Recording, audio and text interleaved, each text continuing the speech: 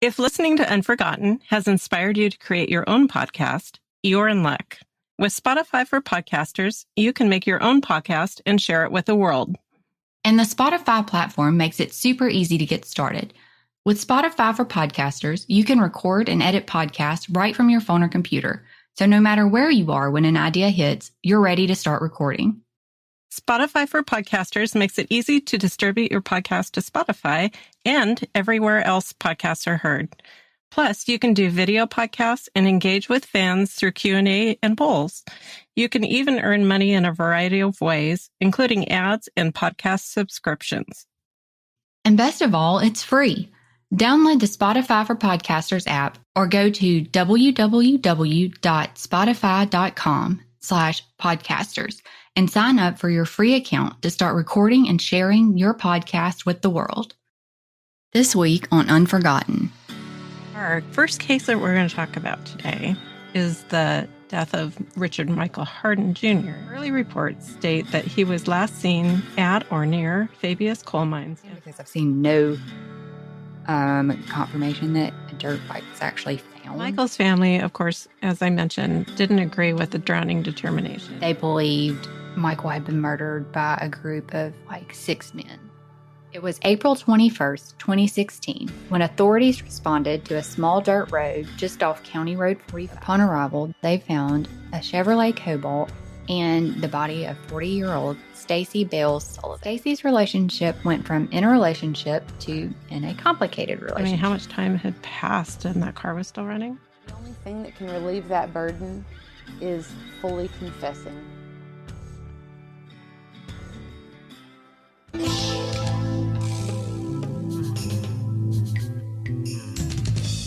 Hey everyone, this is Sellers. And this is Stormy. And this is Unforgotten, where each episode will highlight unsolved missing, murdered, and suspicious death cases in Alabama in order to raise awareness and hopefully obtain some answers for victims and their families. Please remember that any individual referenced in the podcast should be considered innocent until found guilty in a court of law, and any opinions or views expressed in the podcast are solely those of participants. Listener discretion is advised, as some of the content discussed in the podcast may contain violence or graphic descriptions and may not be suitable for all audiences. Be sure to join our Unforgotten Patreon channel today to gain exclusive benefits, including early access to ad-free episodes and bonus content. By subscribing, you'll also be supporting the efforts of ACCA in assisting families and raising awareness for Alabama cold cases.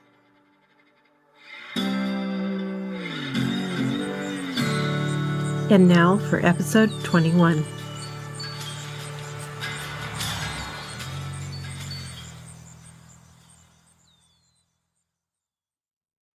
Hey guys, and welcome back. What you been up to? Oh, lots of stuff, but it's all top secret. Why don't you just go ahead and tell us? Oh, yeah. Buying a house, hopefully. Oh, yeah? So, that's a good thing. We can use the room. Well, that's exciting. Yeah. Cross your fingers and toes. I like decorating, but then I get, overwhelmed. And so I end up with bare walls. Yeah, I'm going to have to kind of take it slow, I think. I'm going to have to, concentrate on one room at a time and just enjoy the house for a few. Do you have Pinterest boards? I do. Have it all planned out ahead of time. Pinterest is our friend. Yeah.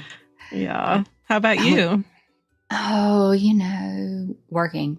For my birthday, actually. Been working all week. Had court stuff going on. So, yep. Yeah. But we had some exciting news because now that the weekend's passed, we can kind of share it. Anybody that attended Rock the South in Coleman may have noticed that there were billboards scattered throughout the area. So if you saw billboards for any of the cases that we've talked about, or you've seen on the page, our social media pages, we would love to hear from you. And if you visited the expo, the Hunters Expo in Birmingham, Native Sense had a table set up where they had a digital picture frame cycling through graphics of the different unsolved cases that we've talked about or have posted about on the page. So if you were at either of those events, let us know if you managed to find one of the little Easter eggs. Yeah. And just a reminder, if anybody was at the fest and wore their T-shirt, make sure to send us pictures so we can see. Yes, we love seeing the shirts and everything out and about. Not just there, anywhere. Yeah, anywhere. So this week, we're picking up where we left off, and we're starting off in Jackson County. Jackson County is the northeasternmost county in the state and holds an estimated population of 52,579. There were a couple of interesting tidbits I found when researching Jackson County. One, the county is named after President Andrew Jackson. Surprise! Probably a surprise. I think the most interesting, though, is that the trial of the Scottsboro boys inspired Harper Lee's novel To Kill a Mockingbird. I did not know that. I did not know that either. For those who aren't familiar with the trials, on March 25th, 1931, 9 African-American teenagers, Haywood Patterson, Olin Montgomery, Clarence Norris, Willie Robertson, Andy Wright, Ozzie Powell, Eugene Williams, Charlie Weems, and Roy Wright, were charged with raping 2 white women on a freight train. The teens were aboard the train looking for work when a fight broke out on the train between passengers. 2 young white men involved in the fight were angry because they were forced off the train, so they conjured up a story blaming the teenagers for the incident. By the time the train actually made it to Rock Payne, Alabama, the teenagers were greeted with an angry mob and charged with assault. Victoria Price and Ruby Bates, the 2 women who were on the train, faced charges of vagrancy and illegal activities. To avoid those charges, they falsely accused the teens of rape. The cases were originally tried in Scottsboro, and on April 9th, 1931, some fast-moving justice back in the day, 8 of the 9 boys were convicted by an all-white jury and sentenced to death. Roy White, the youngest of the group, was granted a mistrial because of his age. Even though there was evidence that contradicted the charges and one of the accusers retracted their accusations, the state still pursued the case. And the cases were tried and appealed twice in Alabama and argued twice before the U.S. Supreme Court. It took until 2013 when Governor Robert Bentley signed legislation exonerating all 9 men of all guilt related to the case before they were completely cleared. That is nuts. I know. They collectively served more than 100 years in prison. Interesting quote from the Encyclopedia of Alabama. In legal terms, the case was likewise a gross miscarriage of justice. That's a great quote to come back from break with. It's actually the case that kind of urged kind of a reconsideration in how juries were impaneled as far as making sure there was a diversity among the group. Our first case that we're going to talk about today is the death of Richard Michael Harden, Jr. There's not a lot of information about the case. Our understanding is that it's been ruled a drowning and it's closed. However, it appears the family definitely disagrees with this determination. Richard Michael Harden, Jr., or Michael as he goes by, of Scottsboro was reported missing to Jackson County Sheriff's Office on October 24th in 2012.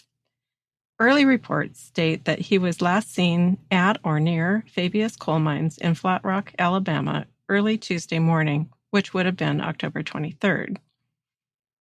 According to a February 2013 Time Free Press article, Michael had been out riding dirt bikes when he went missing. 5 days later, on October 30th, his body was found in the same area where he was last known to be. The preliminary report stated he had likely drowned. And just for reference, according to Weather Underground, a Huntsville weather station recorded temps primarily in the mid to high 70s at that time. So it's not like he was out swimming. Because there is water. The Tennessee River runs right through there. Yeah. So I imagine people probably do swim, during the summertime and things. And in October, it wouldn't be that far-fetched to think that there are times where it is warm enough that you could probably still go swimming. But I don't rivers know that not as much, though. Usually rivers are cooler than like lakes and things. And so that's, in northern Alabama too. So it's going to be a little bit cooler than in some areas. Right. And just because it's warmer outside doesn't mean the water is.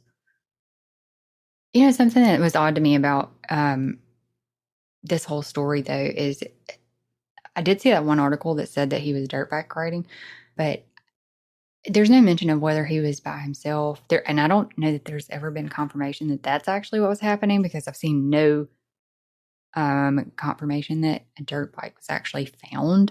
Yeah. But you would think there'd be somebody, if he was there with a group of people, they would know what happened. Yeah, you would think so. The whole thing is a little bit off. At the time of the Times Free Press article, Chief Deputy Rocky Harden told the media outlets that they saw no signs of foul play, but they were still waiting on the toxicology report. We submitted a public records request to DFS and received a copy of the autopsy and toxicology reports. Michael's death was ruled as an accidental drowning. His tox screen was positive for methamphetamine and alcohol. We'll discuss the tox screen more at the end of the episode. The autopsy report showed Michael's body was covered with mud and debris. There does not appear to be anything in the autopsy report indicating any type of severe trauma, such as broken bones or bruises, though some superficial linear abrasions were noted on the front of Michael's chest. I would love to know exactly what that means. Yeah. I can't even really in my head, I have an idea, like kind of just, okay, like a cat scratch almost. Yeah. It's kind of what I think, like lines. Yeah, linear abrasions. But where they're not. Could it be, it almost seems like Or like if you scrape your knee. Yeah. I was thinking like maybe hanging off a rock or something, and sliding down, but like if you fall and scrape your knee, but it's not like to the point where you're like, bleeding. Right. Terribly. Right. As an aside, the report made note that the front of his chest was also redder than the rest of the skin. And, quote, apparently this area was not submerged, unquote. Seems to indicate that Michael was found on his back. It's hard to tell what that meant. Submerged means he was obviously in some water, but I don't know how deep the water was because I don't know exactly where he was found. Yeah. And to be able to see, enough for them to, mention the debris and mud makes it sound like he wasn't even in water, really, but maybe he was just on a shallow, like shoreline or something. Right. And there's no mention of any clothes either. Yeah. And I think that's kind of what stood out to me about the linear abrasions on his chest is typically if you like fall and scrape your knee, you're going to notice that more if you have on, say, shorts versus if you have on a pair of jeans. Unless it's like a pretty hard fall. Right. So you would think that if he had on a shirt or something like that, that maybe that would be a little bit more protected. Yeah. Well, so, I don't know. This is just me. I mean, I know people dress differently when they're out riding bikes, regardless of what kind of bike. But, you would think that they would have at least, pants and maybe a long sleeve shirt on just for protection, even though that doesn't really protect you. People just think it does. And I've been trying to think back on other autopsy reports that we've looked at. And I feel like they've all made some kind of reference to the type of clothing the body was received in. Yeah. Yeah. I don't remember. Or lack thereof. Yeah. And there's there's no reference. Yeah, you would think one way or the other it would be mentioned, because usually they just kind of describe what they're seeing before they start doing any of the technical autopsy. And yeah, that was just kind of odd to me. And that's not to say that there wasn't clothes and they just didn't mention them. That just seemed weird. In late November, 6 people were arrested in the same area on alcohol and drug charges. So it seems to They be actually had a big write-up about that. Really? Yeah, they actually did a write-up in one of the newspapers about how that was kind of a trouble area and that maybe police had been paying a little bit more attention and patrolling the area a little more frequently. Kind of the place to go to do that, maybe. Michael's family, of course, as I mentioned, didn't agree with the drowning determination and created the Remembering Richard Michael Harden Jr. Facebook page to help circulate a petition to have Michael's case reviewed. Just kind of as a side note, too, I tried to find the petition, but what it actually looks like is they just made a post on the Facebook page and asked people just to sign, a comment on the post as opposed to like a change petition or something like that. I didn't see a link to any external petition. Yeah. I think it was just something that they had posted on the Facebook page where people could share it and comment to try to build up support, I think. That makes sense. A December 2015 post stated, quote, "Well, it's sad for me to inform, but Michael's case is now closed. The only way it will be reopened is if someone comes forward with a confession or they have concrete evidence. David is still offering a reward for anyone who comes forward with information or evidence that leads to a conviction," unquote. So obviously the family really is very serious that they think there's foul play, but it looks like that was something that they received from authorities that they weren't too happy about. They made several posts on the page, but there was a comment made. They believed Michael had been murdered by a group of like 6 men. Oh. They didn't name any names or anything like that. Yeah. But I wonder if it had anything to do with the November arrest of the 6 people. That maybe it got... Maybe that's where the 6 came for me. Was because they did make the arrest of 6 people. I thought I read it on the page.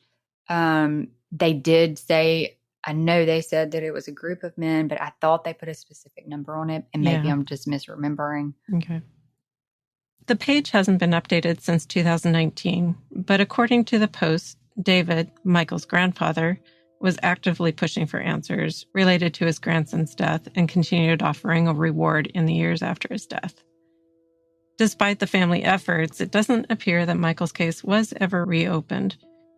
In one of the last posts made to the page, they stated the witness came forward with information. However, they don't believe her statement was actually taken by authorities.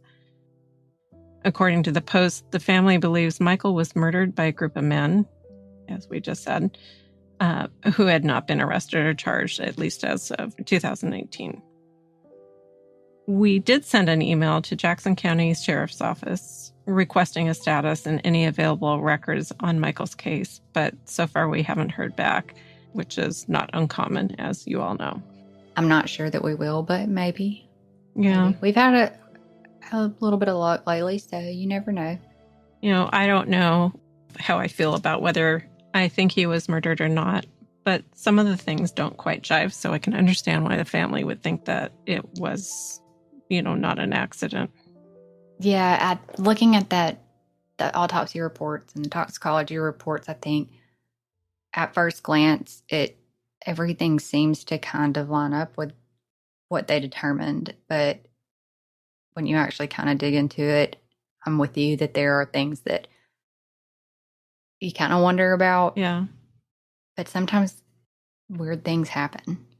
Yeah, I was just going to say. And sometimes people just don't write great reports. Yeah. But I can understand, just like you said, why the family would have questions about that. And if, the report isn't right and somebody has information that contradicts what the report said, they should turn that in.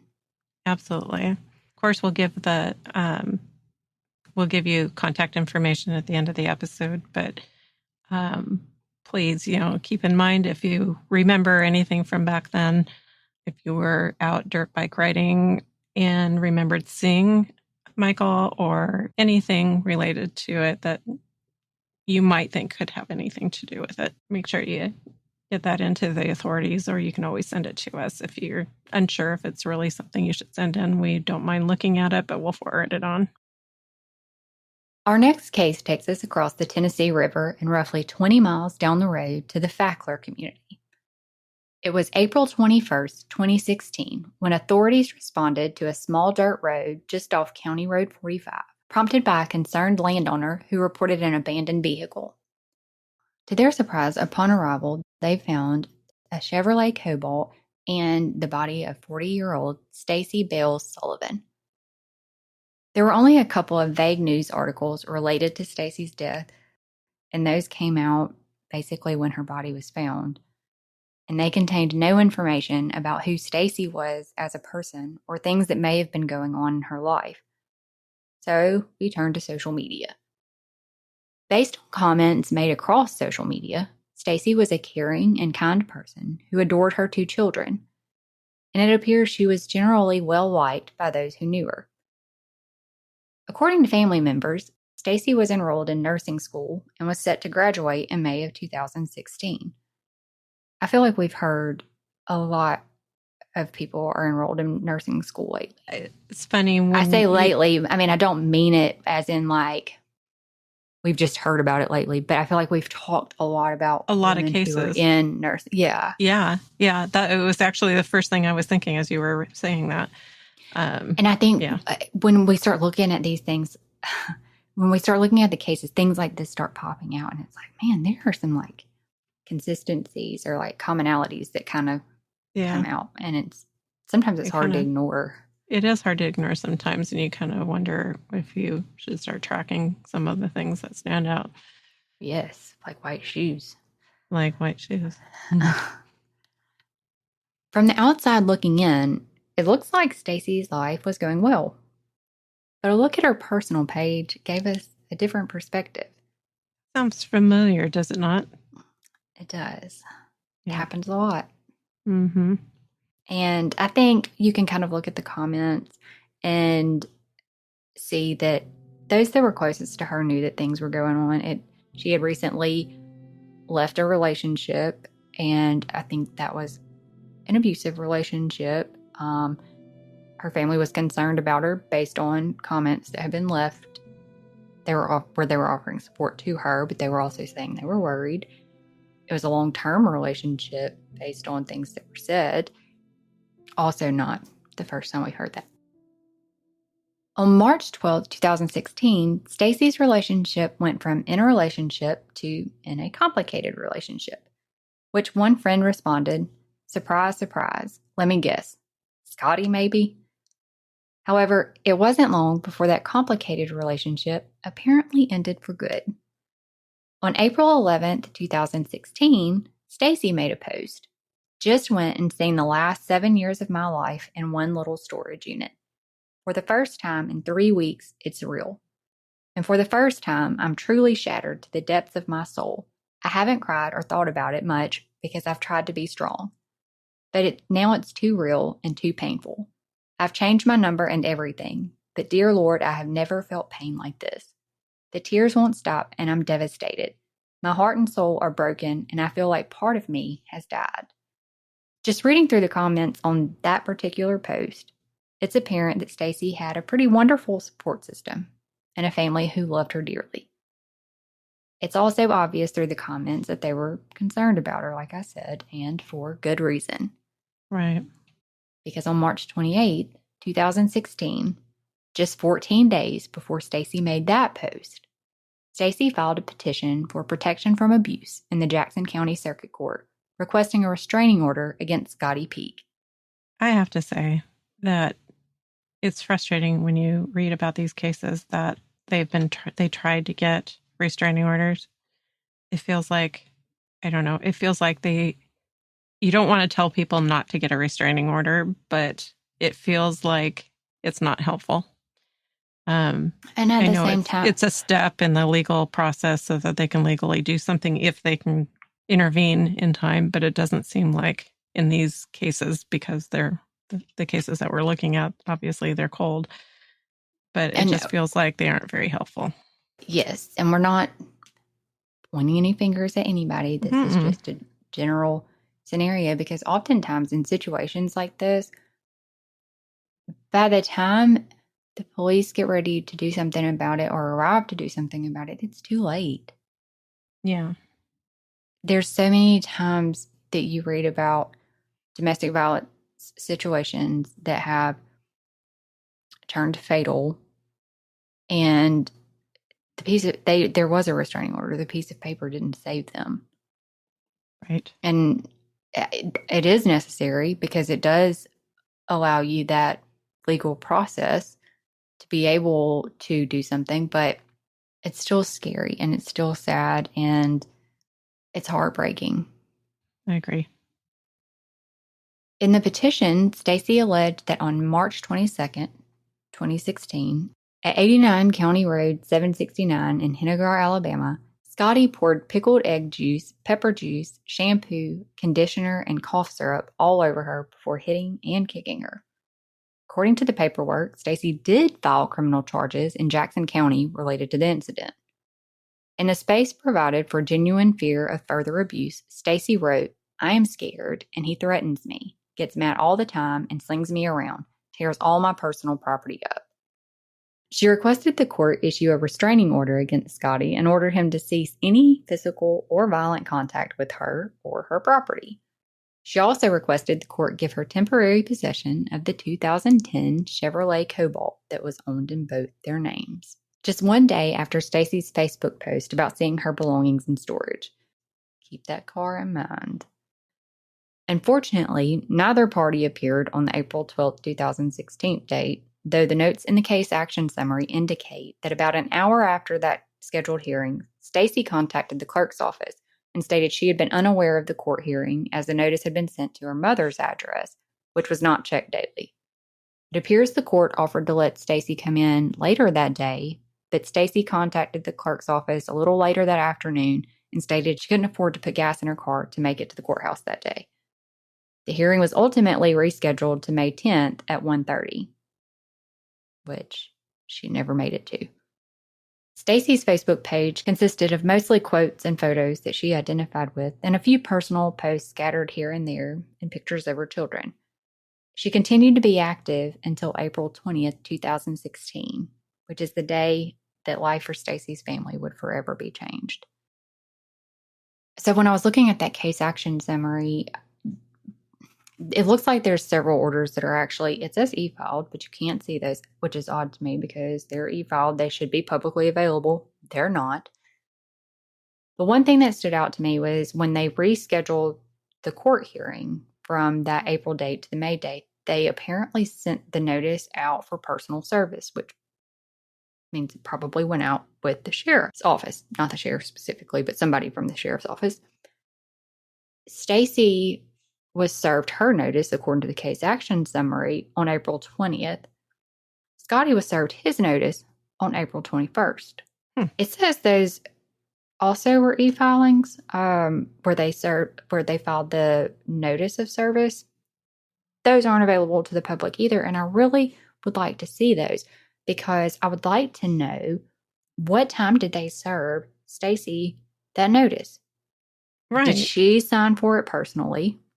Where did they serve her? Because that would really help narrow down some time frames.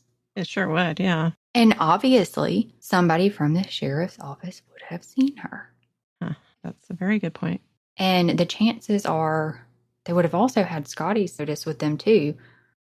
So I would really like to see those, to see the dates and times that they made those services and where they were at. They're not public. Why not? The petition's public. So on April 20th, 2016, around 2:30 p.m. in the small community of Fackler, Stacy approached a local resident's home and explained that she had arranged to meet a man, who she didn't name, in that area, and that her car had gotten stuck in some mud on a small dirt road just off County Road 45. Her car was the Chevrolet Cobalt that she had asked for the court to give her temporary possession of, since it was in both hers and Scotty's name. Stacy asked if she could borrow their phone to contact her children's school and let them know she'd be late picking up the kids. After making that call, she presumably headed back to her stranded car in hopes of figuring out that situation. That's the last time that we know of that Stacy was seen, and the time on that is just kind of a rough guesstimate. Hours later, Stacy had not picked up her children, nor had she returned home. With no contact from her, her family's concern continued growing, and a missing person report was filed with the Jackson County Sheriff's Office later that evening.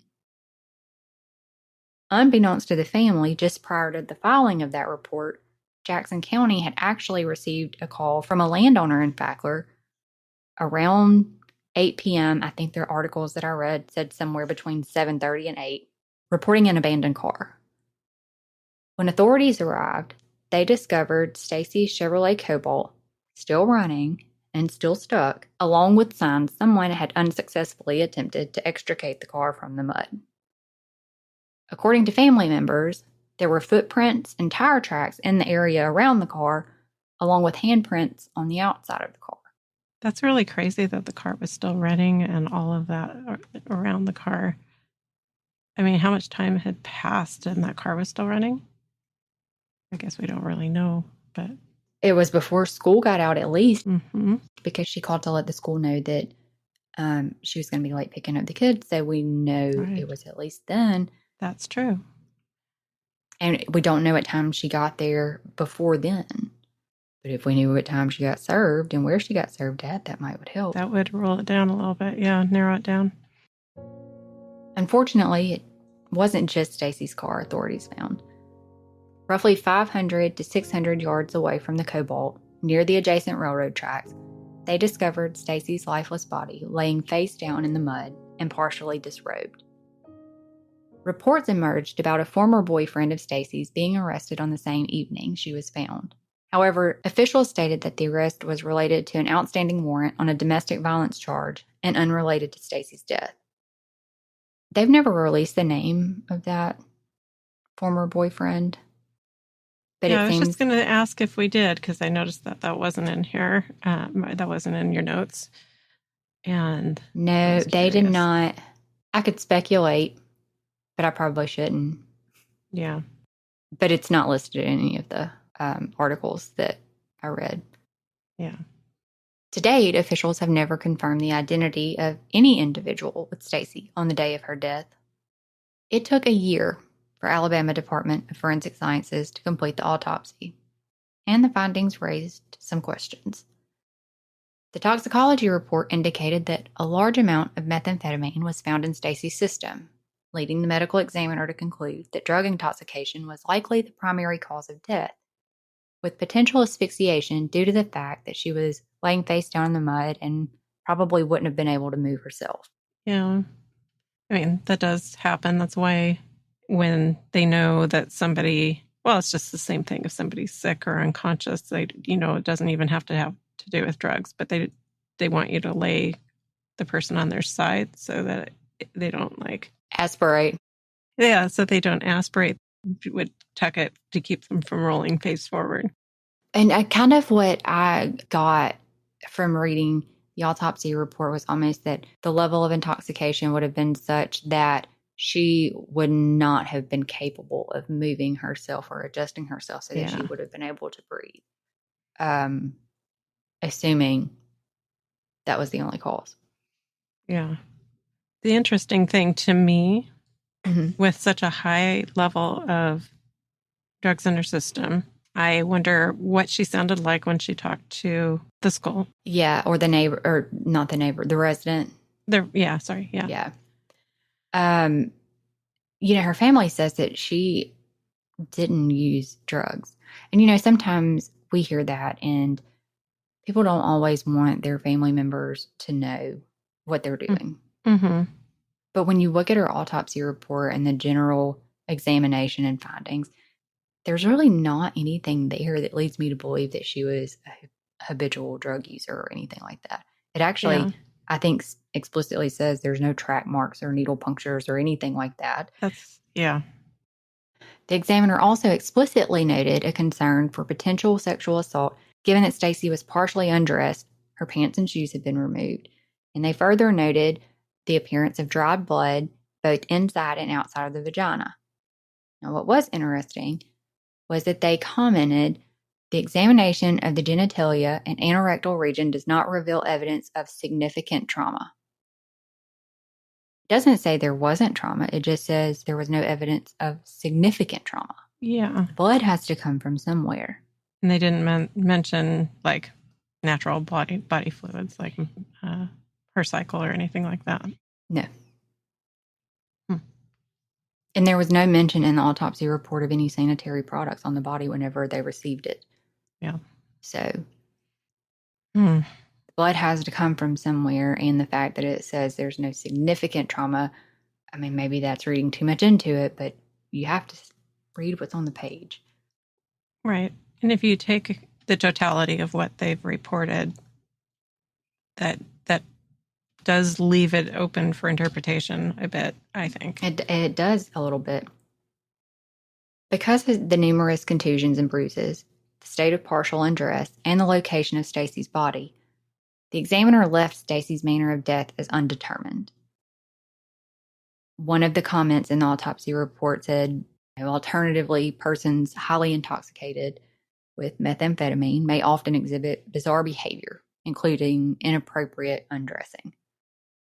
But they also said, due to the uncertainty concerning the reasons for the location of her discovery, and because of potential asphyxiation, accidental or intentional, I thought that was an interesting parenthetical, as the cause or contributing factor in her demise, the recommended manner of death is undetermined.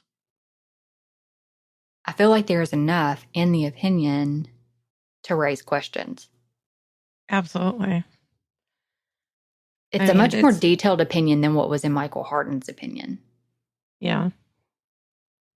That's true. So we submitted a public records request to DFS for the autopsy report, which is how we know this information. We received the toxicology results along with that autopsy report. Interestingly, we received an amended autopsy report, which was dated May 2nd, 2017. That was the only autopsy report that we received. We talked to her sister after we noticed this and asked, did they have a copy of the original report? And they did, and they sent us a copy of it. That report was dated April 18th, 2017.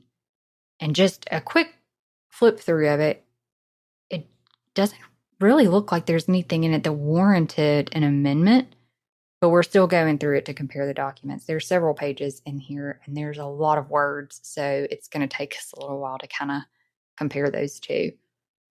Right. And I will be interested to find out. I mean, I don't know what constitutes them having to make an amendment.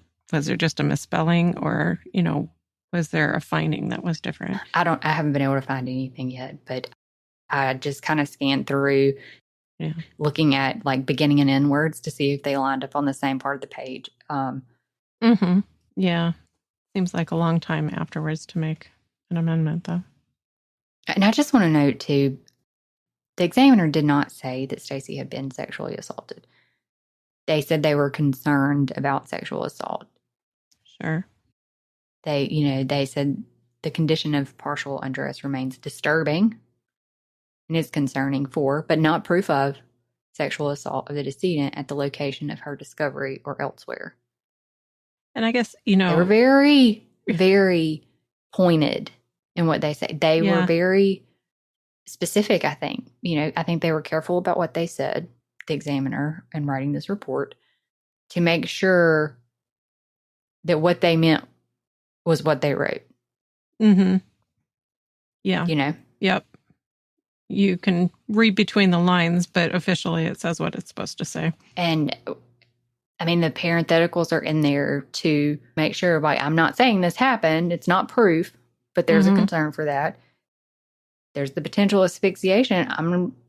It's accidental or intentional, which tells me if they thought, there is the potential there for it being intentional, or that parenthetical wouldn't be there. But as of right now, there doesn't appear to be anything that would make it intentional, but I'm not any kind of medical person. So it still says something to me that that's in there. Yeah, I agree. Yeah.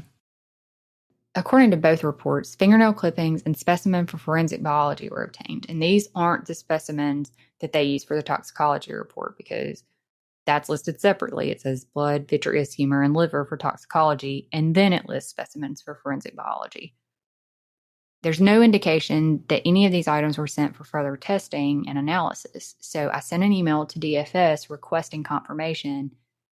We were told they were forwarding that question to the appropriate personnel, but we haven't heard back yet. It's really sad that it took a year. Yeah, that's what gets both me. Of these. Mm-hmm. There is a statewide issue with backlogs right now. Actually, I don't know that we have talked about a case yet that we have not read, oh, well, we haven't got that report yet back because there's a backlog. That's a problem.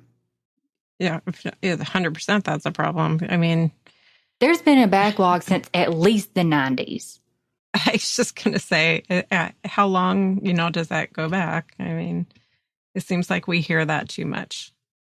I don't know what exactly the solution is to that, but it's same thing like with all the DNA testing and all of those things. Seems like there's always a backlog.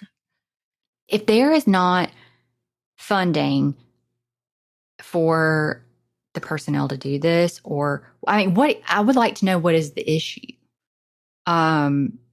Is it that there's not enough personnel to do this? Has there ever been a time when there hasn't been a backlog? Or right. Because it seems like there's always a backlog.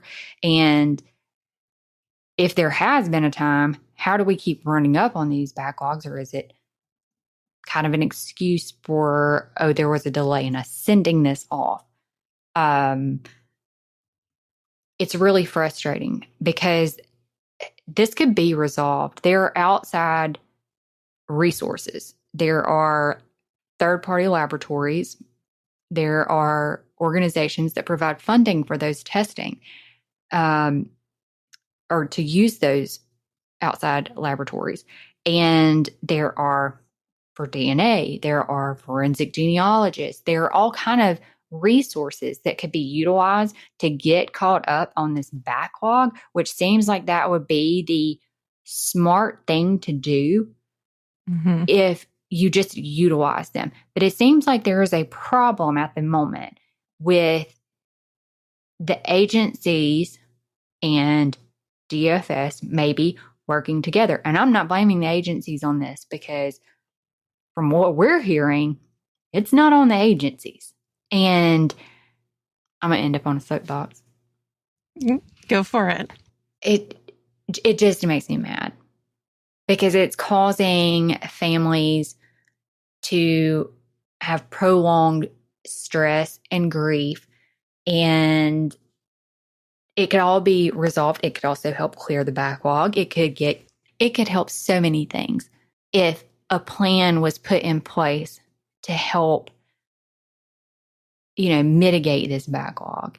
And even if it wasn't a permanent plan, but just maybe even a backup plan. Let's temporarily put this in place. And when it looks like we're going to roll up to where we've got too many things that are going on that we can handle, let's go ahead and put that in place so that we go ahead and we start forwarding these things to a different agency, so that we don't hit this point where we are years down the road and families still don't know.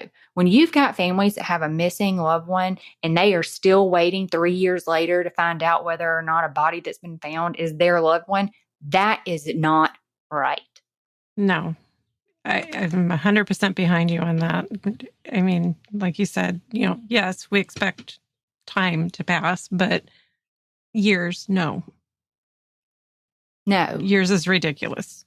And it shouldn't take years for DNA in cases to be reran.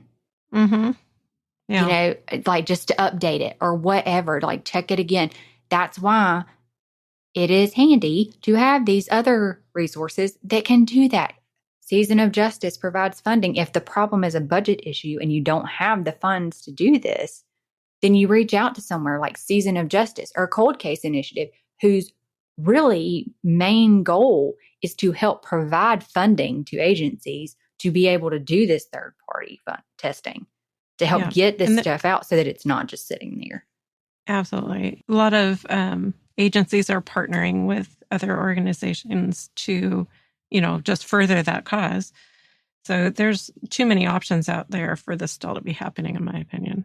Exactly. And then you've got Moxie Forensic Investigation with Olivia McCarter, who is doing amazing things with the DNA profiling. I just love her to pieces. Mm-hmm. She's great. She is great. You may have heard of her name recently because she worked on the Monica and Dalton case. But she's been instrumental in making matches in multiple cases.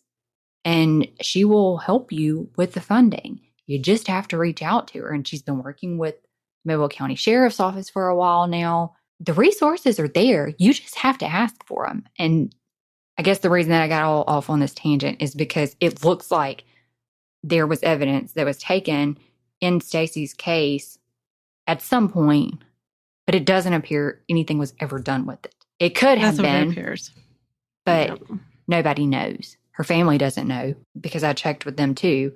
We don't know because, again, we did email Jackson County Sheriff's Office requesting a status in any public records, but haven't received a response back. So, and there are some ones in this case that have records that would have that information probably on record at this point. Yeah. So there would be comparisons to make. Definitely.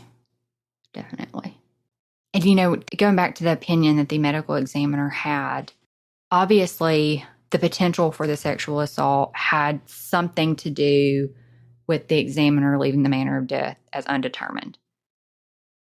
But it also makes me wonder, did they know about the petition for abuse that had been filed and that there was an upcoming hearing? Did they know about these outside circumstances? And would that have changed their opinion? It's possible they did, because I think they share that sometimes.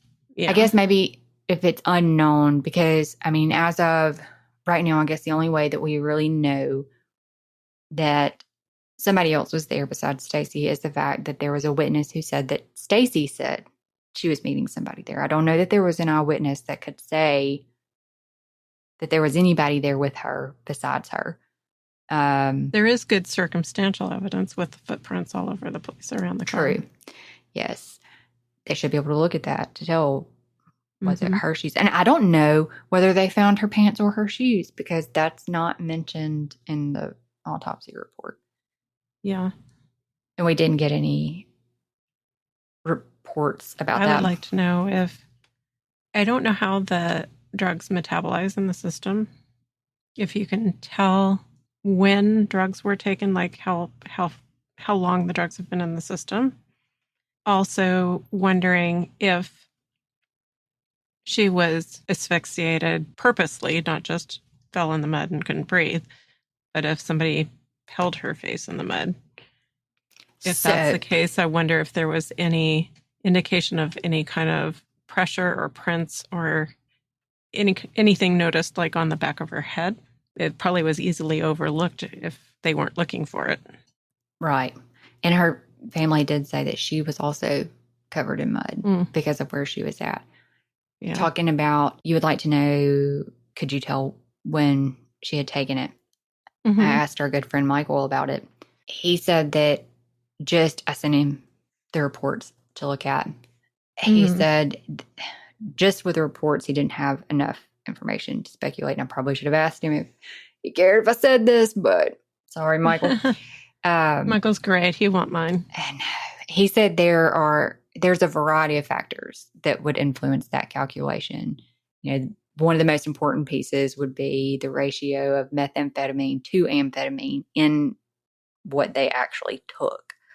The size of Michael compared to Stacy obviously is going to have some difference, but he also said, did the methamphetamine that they have, was it methamphetamine without any contamination from free amphetamine, which is unlikely if it was a street drug. So it was something that he said, you really kind of need more information there to be able to look at that and say, okay, I'd say with those levels, here's the hours that. Yeah. Yeah. Now, I don't doubt that somebody would be able, I'm not saying that Michael couldn't do that because he's a genius. There may be other information in there that we don't have that would allow for that to be figured out. But what was interesting in comparing Michael and Stacy's report is that Michael's methamphetamine levels were literally double the levels of Stacy's. Yeah. And there was no mention of drug intoxication in Michael's autopsy report. And there was no mention about how the combination of methamphetamine and alcohol may have been contributing factors in his death. And even though it was a low amount of alcohol, it was a very high level of methamphetamine.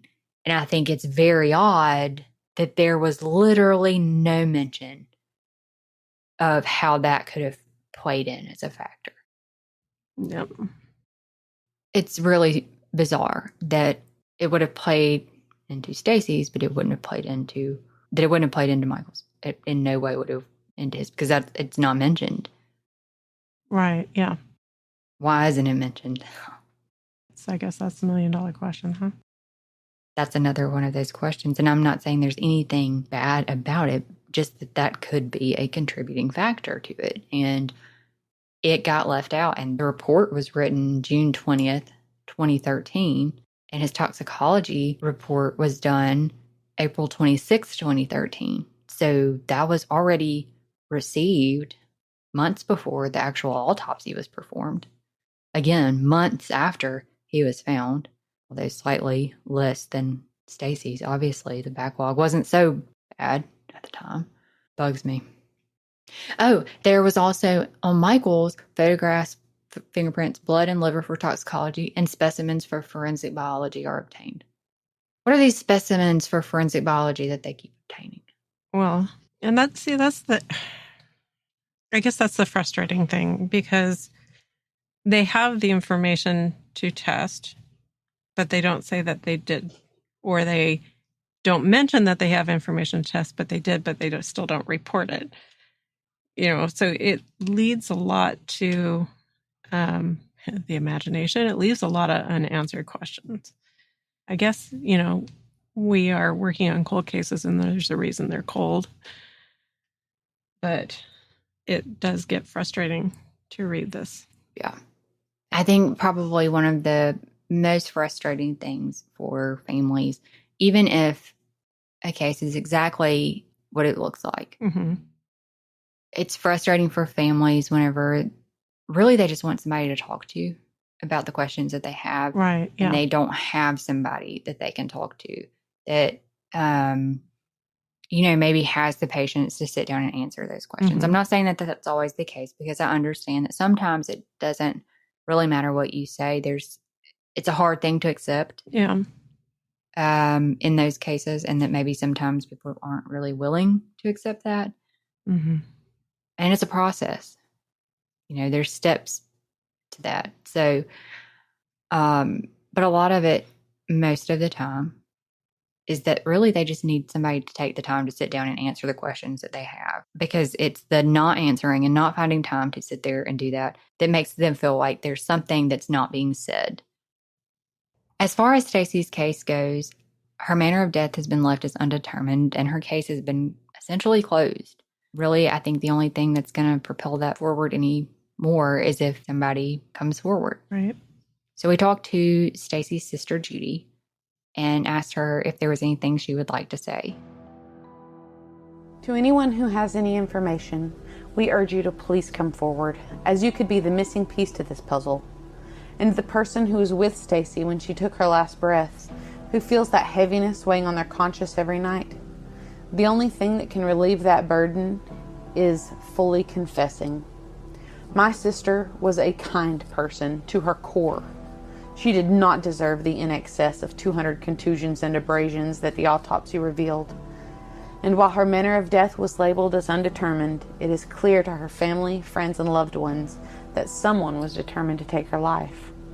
Please contact Jackson County Sheriff's Office at 256-574-2610 with any information that you may have. Thank you.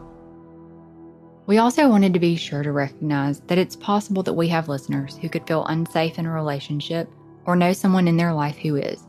We are including the following contact information for the National Domestic Violence Hotline. Please call 1-800-799-7233 or text START to 88788.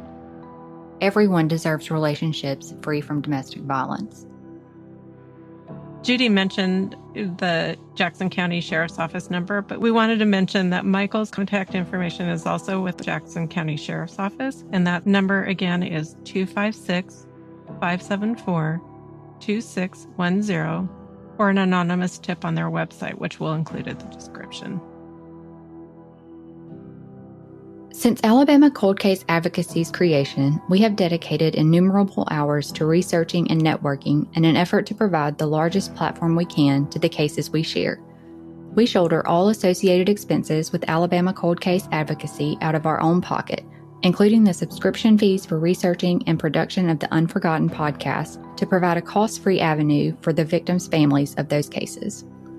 We hope you will join in our efforts to raise awareness of Alabama's missing and murdered and support these families who have been forced to carry the immeasurable loss of their loved ones and the fight for answers.